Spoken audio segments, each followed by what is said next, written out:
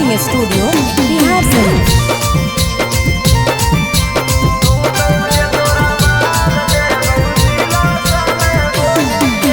चला हो हमरे राजा के छौरी के दे तो तोरा बोली गे। चला हो हमरे राजा के छौरी के दे तो तोरा बोली गे। मार देबौ घेर के नालंदा में छौरी गोली गे। मार देबौ घेर के नवादा में छौरी गोली गे। जाना से ज्यादा माना ही अब बोलतौ ना कोई टोली गे। जाना से ज्यादा माना ही अब बोलतौ ना कोई टोली गे। बाका जमुई में मार देबौ घेर के छौरी गोली गे। जिला नालंदा में मार देबौ घेर के छौरी गोली गे।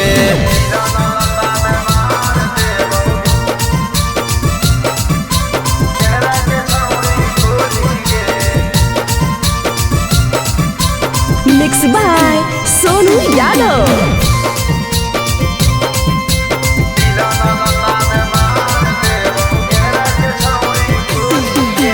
केतना पहचान छौरी बनैले ही अपन गे।